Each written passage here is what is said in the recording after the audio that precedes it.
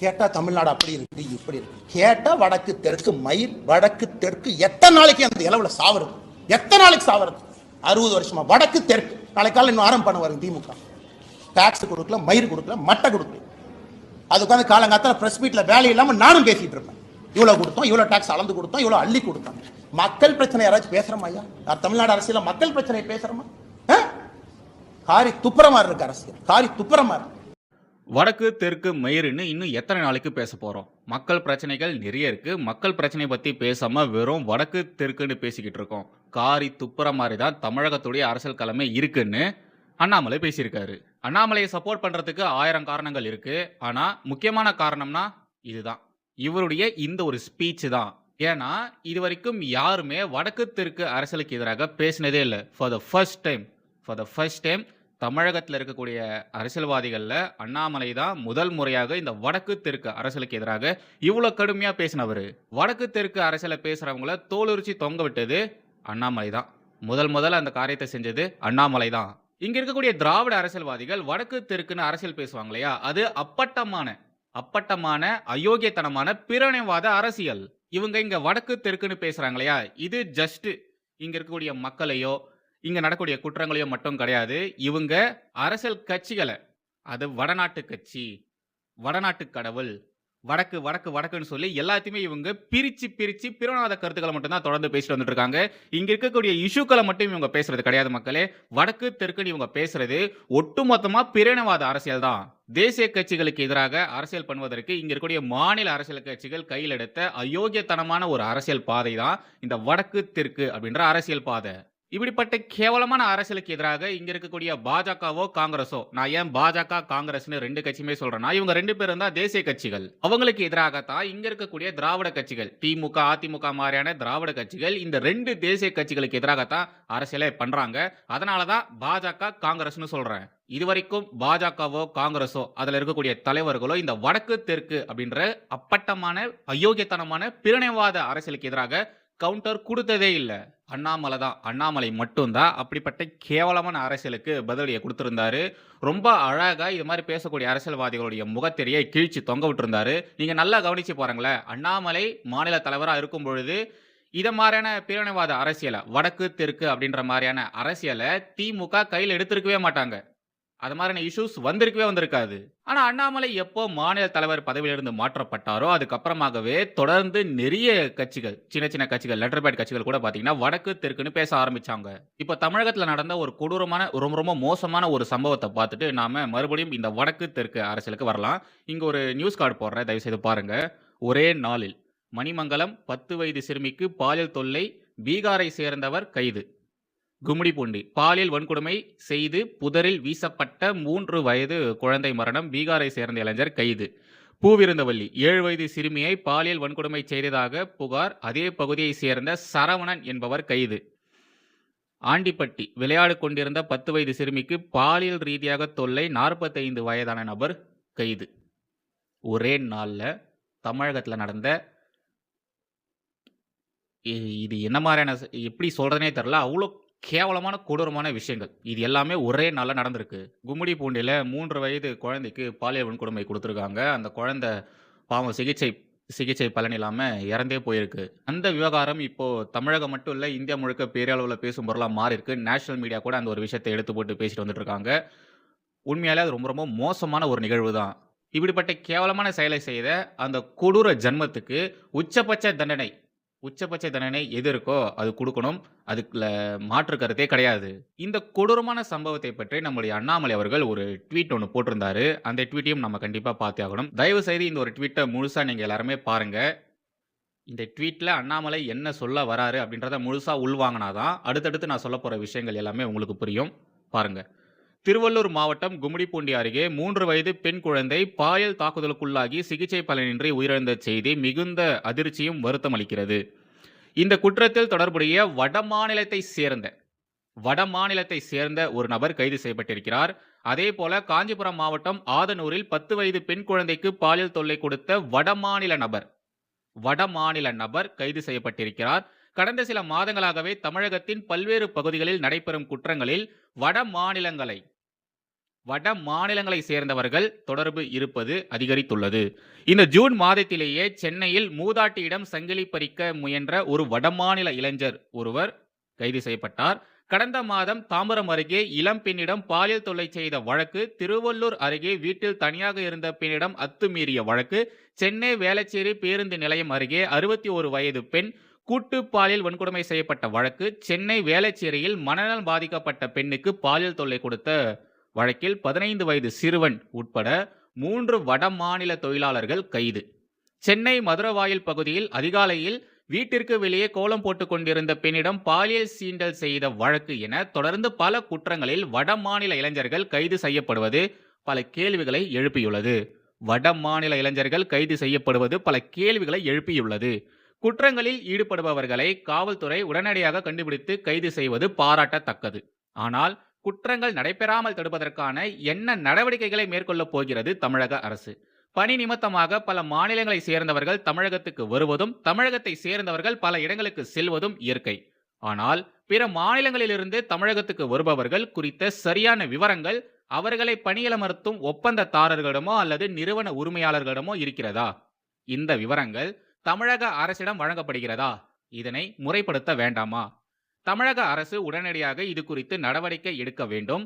தமிழகத்தில் வடமாநிலத்தை சேர்ந்த எத்தனை தொழிலாளர்கள் எந்தெந்த நகரங்களில் இருக்கிறார்கள், அவர்கள் சொந்த ஊர் உள்ளிட்ட விவரங்கள், தற்போதைய பணியிடங்கள் மற்றும் தங்குமிடம் என அனைத்து தகவல்களையும் வடமாநில தொழிலாளர்களை பணியமர்த்தும் உரிமையாளர்கள் தமிழக அரசுக்கு வழங்க வேண்டும்.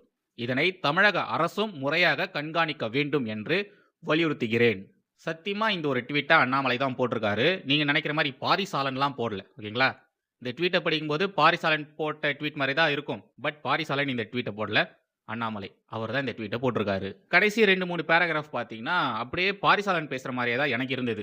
ஒருவேளை பாரிசாலன் தான் இந்த ஒரு கண்டென்ட் எடுத்து கொடுத்துருப்பாரோ அப்படின்ற மாதிரி தான் சந்தேகமே வந்தது. ஏன்னா பாரிசாலன் தான் தொடர்ந்து இது மாதிரியான விஷயங்களை பேசிட்டு இருப்பாரு. அதே மாதிரியான கருத்துக்களை இப்போ அண்ணாமலை அவர்களும் பேசுறாரு. குற்றவாளிகள் தான். ஆனால் வடமாநில இளைஞர்கள் அப்படின்ற சொற்களை ஏன் இவர் அழுத்தி சொல்றாரு? பல இடங்கள்ல வடமாநில இளைஞர்கள், வடமாநிலத்திலிருந்து வந்தவர்கள் அப்படின்ற மாதிரி அவரு அழுத்தியே இதுல சொல்லியிருப்பாரு. இவரு சொன்ன இந்த விஷயத்தெல்லாம் வச்சு பார்க்கும்போது மேலோட்டமா பார்த்தோம்னா நமக்கு என்ன தோணும்? வடமாநிலத்திலிருந்து வந்தவர்களால தான் இங்க இவ்வளோ பிரச்சனைகள் நடந்துட்டு இருக்கு. சட்ட ஒழுங்கு பிரச்சனையே இந்த வட மாநிலத்தவர்களால தான், அவங்களால தான் இங்க இவ்வளோ குற்றங்கள் நடந்துட்டு இருக்கு அப்படின்ற மாதிரி தானே தோணும். அண்ணாமலை அவர்கள் குறிப்பிட்டு சொல்லியிருக்கக்கூடிய அந்த சம்பவங்கள்ல வடமாநிலத்தவர்கள் சம்மந்தப்பட்டிருக்காங்க. ஓகே. இதே மாதிரி இன்னும் மோசமான பல விஷயங்கள்ல தமிழர்கள் சம்மந்தப்பட்டிருக்காங்களே. அது குறித்தெல்லாம் அண்ணாமலை அவர்கள் பேசும்பொழுது ஏன் தமிழர்கள்னு சொல்ல மாட்டேன்றாரு? ஏன் வட மாநிலத்தவர்களால தான் இங்க குற்றங்களே நடக்குது அப்படின்ற மாதிரி அண்ணாமலை சொல்றாரு. அவர் அப்படி சொல்ல வேண்டிய அவசியம் என்ன? பொள்ளாச்சி சம்பவத்தை விட ரொம்ப ரொம்ப மோசமான கொடூரமான ஒரு சம்பவம் நடந்திருக்கு. தாவேகா நிர்வாகி ஒருத்தரால நடந்திருக்கு. அதை பத்திலாம் பேசும்போது இப்படிலாம் அண்ணாமலை அவர்கள் சொல்லவே இல்லையே. அண்ணாமலை கிட்ட பிடிச்ச விஷயமே என்னன்னா, அவர் நம்மள மாதிரிலாம் யோசிக்க மாட்டாரு. நம்மள மாதிரிலாம் எல்லா விஷயத்தையுமே பார்க்க மாட்டாரு. அவரு இஷ்யூவா தான் பார்ப்பாரு. அவர் காவல்துறையில இருந்ததுனால எந்த ஒரு விவகாரத்தையுமே எமோஷனலாலாம் பார்க்க மாட்டாரு. பிராக்டிகலா தான் பார்ப்பாரு. ஒரு சில சந்தர்ப்பங்கள்ல தவிர, ஒரு சில விவகாரங்கள்ல தவிர. ஆனா இந்த விவகாரத்துல பர்டிகுலரா இந்த ஒரு விஷயத்துல பாத்தீங்கன்னா அண்ணாமலை அவர்கள் வடமாநில அப்படின்ற மாதிரி அழுத்தி சொல்றதெல்லாம் பார்க்கும்போது இந்த திமுக காரங்க பண்ணுவாங்க இல்லையா, திராவிட அரசியல்வாதிகள் பண்ணுவாங்க இல்லையா, வடக்கு தெற்கு அப்படின்ற அரசியல், அப்படிதான் அண்ணாமலை பண்றாரோன்ற ஒரு சந்தேகம் வருது. பாஜகவின் அரசியல் மொழி தமிழக மக்களுக்கு புரியவில்லைன்னு இவர் சொல்லியிருந்தாரு. அது இதுதானா? வடக்கு தெற்கு அரசியலை இவ்வளவு நாள் இங்க இருக்கக்கூடிய திராவிட கட்சிகள் பண்ணிட்டு இருந்த அந்த ஒரு கேவலமான அரசியலை அண்ணாமலை கையில் எடுக்கிறாரா? இதுதான் அண்ணாமலை சொன்ன தமிழகம் புரிந்து கொள்ளக்கூடிய அரசியல் மொழியா? அடுத்தடுத்து அண்ணாமலை அவர்கள் என்ன செய்ய போறாரு? என்ன மாதிரியான விவகாரங்களை எடுத்து பேச போறாரு? எப்படிப்பட்ட அரசியல் பாதையை அவர் தேர்ந்தெடுக்க போறாரு? மத்திய அரச ஒன்றிய அரசுன்னு சொல்ல போறாரா? ஓட்டுக்காக, கேவல ஓட்டுக்காக அடிப்படைவாத இஸ்லாமிய கருத்துக்களை சப்போர்ட் பண்ண போறாரா? மதமாற்று கும்பலுக்கு ஆதரவான நிலைப்பாடுகளை எடுக்க போறாரா? இன்னும் நம்மளுடைய அண்ணாமலை அவர்கள் என்னெல்லாம் பண்ண போறாரு தெரியல. அண்ணாமலைக்கு பின்னாடி வந்த அவ்வளோ பேர், ஒரு பெரிய கூட்டம் அண்ணாமலைக்கு பின்னாடி வந்தது இல்லையா, அவங்க எல்லாருமே மோஸ்ட்லி பாஜகவுடைய அரசியல் சித்தாந்தத்தை ஏற்று பாஜகவுக்கு சப்போர்ட் பண்ணிட்டு இருந்தவங்க தான். அவங்க எல்லாருமே தேசியவாதிகள் தான். 99.9% பேர் தேசியவாதிகள் தான். இப்போ அண்ணாமலை அவர்கள் வடக்கு தெற்கு அப்படின்ற அரசியலை பேச ஆரம்பிச்சிருக்காரு இல்லையா, இந்த அரசியலுக்கு அவங்க எப்படி ரியாக்ட் பண்ண போறாங்க? திராவிடம் பிளஸ்னு ஒரு முறை அண்ணாமலை அவர்கள் பேசியிருந்தாரு. பாஜக கட்சியில இருக்கும்பொழுது அவர் திராவிடம் பிளஸ்ன்னு பேசியிருந்தாரு. இப்போ அண்ணாமலை கூட வந்த பாஜக ஆதரவாளர்கள், தேசியவாதிகள் அவங்க எல்லாருமே அண்ணாமலையினுடைய இந்த ஒரு கருத்துக்கு சப்போர்ட் பண்ண போறாங்களா? இல்லன்னா இதுக்கெல்லாம் எதிராக அண்ணாமலைக்கு எதிராக அவங்க பேசப் போறாங்களா? இங்க இருக்கக்கூடிய திராவிட கட்சிகள் அவங்களுடைய அரசியல் இருப்புக்காக இது மாரியான மலிவான அரசியல கையில எடுப்பாங்க. எப்பவுமே இது மாரியான விஷயங்கள் செஞ்சுக்கிட்டே தான் இருப்பாங்க. அரசியல் ஆதாயத்துக்காக இப்படி வடக்கு, தெற்குன்னு கத்துவாங்க. அதே அரசியல் பாணிய அண்ணாமலை கையில எடுத்திருக்காரு இல்லையா? இது உண்மையாலே எனக்கு ரொம்ப ரொம்ப ஷாக்கிங்கா தான் இருக்கு. ஏன் எனக்கு அவ்ளோ ஷாக்கிங்கா இருக்குன்னா, இது மாரியான விஷயங்கள் இதுக்கு முன்னாடி நடந்ததே கிடையாது. அண்ணாமலை அவர்கள் வடக்கு, தெற்குன்ற மாரியான அரசியல் பேசினதே கிடையாது. அப்படி பேசுற அரசியல்வாதிகளுக்கு எதிராக தான் பேசியிருக்காரு. வடக்கு, தெற்குன்னு பிரிவினைவாதம் பேசுற மாரிலாம் அண்ணாமலை அவர்கள் பேசினதே கிடையாது. குற்றத்த குற்றமா பார்ப்பாரு. குற்றவாளிகள குற்றவாளிகளா பார்ப்பாரு. மாநிலங்களை கடந்து இந்த மாநிலத்த சேர்ந்தவன் தான் தப்பு பண்ணியிருப்பான். அந்த மாநிலத்தை சேர்ந்தவன் தான் தப்பு பண்ணியிருப்பான். இந்த சமூகத்தை சேர்ந்தவன் தான் தப்பு பண்ணியிருப்பான் அப்படின்ற மாரி அவங்கள வந்து நேம் பண்ண மாட்டாரு. கார்னர் பண்ண மாட்டாரு. இஷ்யூ என்னவோ அந்த இஷ்யூவ பத்தி மட்டும் தான் பேசுவாரு. பட் இப்ப அவரு வடக்கு, தெற்கு அப்படின்ற மாரிலாம் பேசிட்டு இருக்காரு. உண்மையாலே அண்ணாமலை அவர்கள் போட்ட அந்த ஒரு பதிவு, பாரிசாலன் போட்ட பதிவு மாரி தான் இருக்கு. ஏன் திடீர்னு அண்ணாமலை அவர்களுக்கு வடமாநிலம் மீது இவ்ளோ ஒரு வெறுப்பு வந்தது? பாஜகல இருக்கிற வரைக்கும் அண்ணாமலை அவர்கள் இப்படி பேசினதே கிடையாது. பட் பாஜக விட்டு வெளிய வந்ததுக்கு அப்புறமா, இப்படி வடக்கு, தெற்குன்னு பேசுறதெல்லாம் உண்மையாலேயே ஆச்சரியமா தான் இருக்கு. அப்பல்லாம் இது மாரி பிரிவினைவாத கருத்துக்கள், பிரிவினைவாத அரசியல் பண்ணாத திரு அண்ணாமலை அவர்கள், இப்போ திராவிட கட்சிகள் செய்யக்கூடிய அயோக்கியத்தனமான கேடுகெட்ட பிரிவினைவாத அரசியல கையில எடுத்திருக்கிறதெல்லாம் பார்க்கும்பொழுது உண்மையிலேயே கஷ்டமா தான் இருக்கு. அண்ணாமலை அவர்கள் செய்வது நியாயமா? இது சட்ட ஒழுங்கு பிரச்சனை. சட்ட ஒழுங்கு பிரச்சனை. இதுல வட மாநிலம், தென் மாநிலம், வடக்கு, தெற்குன்னு பேசுறதெல்லாம் தர்மமா? உண்மையாலேயே பெண்கள் பாதுகாப்பு குறித்து பேசுறவரா இருந்தீங்கன்னா, நீங்க இதுக்கு முன்னாடி பேசின மாரி இஷ்யூவா எடுத்து பேசியிருக்கணும். ஏன் திராவிட கட்சிகள் பண்ற மாரி வடக்கு, தெற்குன்னு இந்த விவகாரத்துல வடக்கு, தெற்குன்னு பேசணும்? ரைட். இப்போ சமீபத்தில திரு திருமாவளவன் அவர்கள் அண்ணாமலை அவர்களை குறித்து சில விஷயங்கள் பேசியிருப்பாரு. அந்த ஒரு குட்டி கிளிப்பிங்க போடுறேன். பார்த்துட்டு வாங்க. தாவேகாவுக்கு கவுண்டர் எதுங்க தமிழ்நாட்டு அரசியல்ல? அவங்கள எதிர்த்து அரசியல் பண்ணக்கூடியவங்க யார்? இன்னைக்கு திமுக அதை செய்ய போதா? அதிமுக செய்ய போதா? அல்லது நாங்க இப்ப தாவேகாவோட கூட்டணி சேர்ந்துட்டோம், இவங்க எதிர்த்து அரசியல் பண்ண போறது யார்? அல்லது நாம் தமிழர் கட்சி பண்ண போதா? இந்த இடத்துல பாஜக வர்றதுக்கான வாய்ப்பு 100% இருக்கு. அந்த பாஜகங்கிறது நேரடியா தன்னுடைய முகமூடி இல்லாம அண்ணாமலை முகமூடி போட்டு வராங்க. அண்ணாமலை அப்படிங்கிறவரு தமிழ்நாட்டில் நாம பேசக்கூடிய அரசியலை அதே சாயல் உள்ள அரசியலை பேசுறதுக்காக அவர் களமிறக்கி விடப்பட்டிருக்கிறார். அவர் மும்மொழி திட்டத்தை எதிர்ப்பாரு, அவர் சமூக நீதியை பேசுவாரு, அவர் மாநில உரிமைகளை பேசுவாரு, அவர் மாநில மொழி உரிமைகளை பேசுவாரு, ஈழத்தமிழர்களுடைய பிரச்சனைகளை பேசுவாரு. அதுக்காக உருவாக்கப்பட்டிருக்கிற ஒரு நபரா நான் பார்க்கிறேன். அந்த இடத்துல அவங்க உட்கார்ந்துட்டாங்கன்னா நாம இத்தனை ஆண்டுகள் பேசின இந்த அரசியல் எதிர்காலம் என்ன ஆகும்? அதுதான் என்னுடைய கவலை. திரு திருமாவளவன் அவர்கள் இப்படி பேசுறதெல்லாம் புதுசு கிடையாது. அவர் எப்பவுமே இப்படிதான் பேசுவாரு. தமிழகத்துல யாரு புதுசா கட்சியை தொடங்கினாலும் அவங்கள இவரு பாஜகவின் பி டீம்னு தான் சொல்லுவாரு.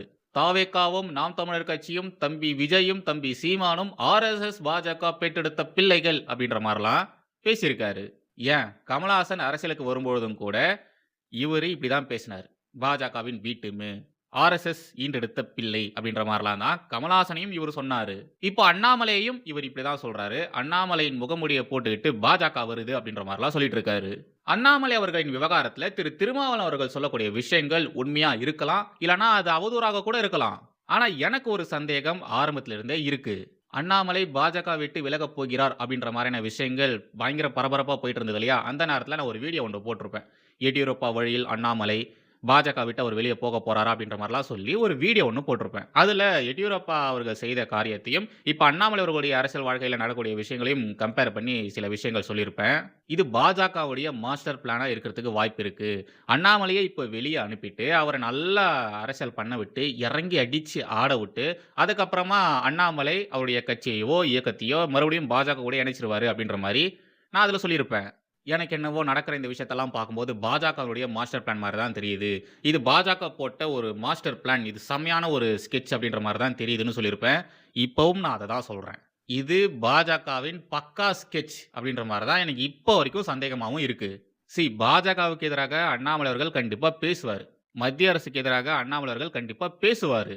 நாம யாருமே எதிர்பார்க்காத அளவுக்கு ரொம்ப ரொம்ப மோசமான முறையில பாஜகவையும் மத்திய அரசையும் பாஜக தலைவர்களையும் அண்ணாமலை அவர்கள் விமர்சனம் பண்ணுவாரு. ஆனா கடைசியில மறுபடியும் அண்ணாமலை அவர்கள் பாஜகலயே சேர்ந்துருவாரு. இது நடக்கும், கண்டிப்பா நடக்கும். ஆனா இதெல்லாம் நடக்கிறதுக்கு முன்னாடி இங்க ஒரு அரசியல் பண்ணணும் இல்லையா? கண்டிப்பா அரசியல் பண்ணணும் இல்லையா? அதனால இங்க இருக்கக்கூடிய திராவிட கட்சிகள் என்ன மாதிரியான அரசியலை பண்றாங்களோ அதே மாதிரியான அரசியலை அண்ணாமலை அவர்களும் பண்ணுவதற்கான வாய்ப்புகள் அதிகமா தான் இருக்கு. இங்க இருக்கக்கூடிய திராவிட கட்சிகள் மாதிரி மத்திய அரசுக்கு எதிராக பாஜகவுக்கு எதிராக அண்ணாமலை அவர்கள் அரசியல் பண்ணாருன்னா கண்டிப்பா நான் அப்போ எதிர்த்து பேசுவேன். எப்படி இந்த விவகாரத்துல அண்ணாமலை அவர்களுக்கு எதிராக பேசினனோ அதே மாதிரி கண்டிப்பா வருங்காலங்கள்ல அண்ணாமலை ஏதாச்சும் விஷயங்கள் இது மாதிரி பண்ணாருன்னா கண்டிப்பா அப்பவும் எதிராக பேசுவேன். எதிர்த்து என் கருத்துக்களை நான் பதிவு பண்ணுவேன். நான் சொன்னேன் இல்லையா, இது பாஜகவின் மாஸ்டர் பிளான்.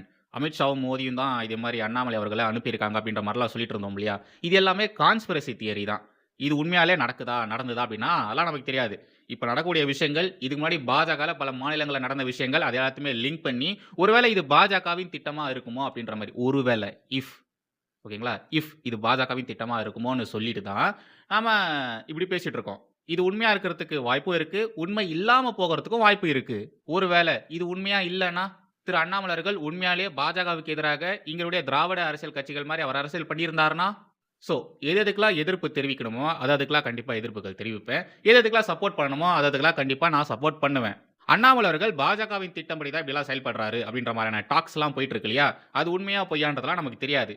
அது உண்மையோ பொய்யோ, பட் என்ன விஷயம் ஆக்சுவலா நடந்துட்டு இருக்கோ அது குறித்து நம்ம கண்டிப்பா பேசி ஆகணும். அது பிரிவினவாத கருத்து மாதிரி, இந்த வடக்கு தெற்கு மாதிரி பிரிவினவாத கருத்து மாதிரி இருந்ததுன்னா கண்டிப்பா நாம அதுக்கு எதிர்ப்புகள் தெரிவிச்சே ஆகணும். அந்த ஒரு வகையில தான் நான் அண்ணாமலை அவர்கள் சொன்ன இந்த விஷயங்களுக்கு எதிராக இப்போ பேசுறேன். எனக்கு நம்பிக்கை இருக்கு அண்ணாமலை அவர்கள் மற்ற திராவிட கட்சிகள் மாதிரிலாம் பிஹேவ் பண்ண மாட்டாரு, அப்படிப்பட்ட கேவலமான அரசியல் அவர் கையில் எடுக்க மாட்டாருன்னு எனக்கு ஒரு நம்பிக்கை இருக்கு. ஒருவேளை அண்ணாமலை அவர்கள் இங்க இருக்கக்கூடிய திராவிட கட்சிகள் மாதிரி அரசியல் பண்ணாருன்னா, அவங்க பிஹேவ் பண்ற மாதிரியே இவரும் பிஹேவ் பண்ணாருன்னா, அவங்க அரசியல் இருப்புக்காக வடக்கு தெற்குன்னு பிரிவினைவாத கருத்துக்கள், ஹிந்தி எதிர்ப்பு மாதிரியான விஷயங்கள்லாம் பண்றாங்க இல்லையா, அது மாதிரியான விஷயங்களை அண்ணாமலையும் பண்ணாருன்னா நீங்க என்ன பண்ணுவீங்க? நீங்க அண்ணாமலை அவர்களுக்கு ஆதரவு தெரிவிப்பீங்களா, இல்ல எதிர்ப்புகள் தெரிவிப்பீங்களா, இல்ல அமைதியா இருப்பீங்களா? அதை தயவு செய்து கமெண்ட்ல சொல்லுங்க. உங்களுடைய மனநிலை எப்படி இருக்கு அப்படின்றத தெரிஞ்சுக்கிறதுக்கு நானும் ஆசைப்படுறேன். வந்தே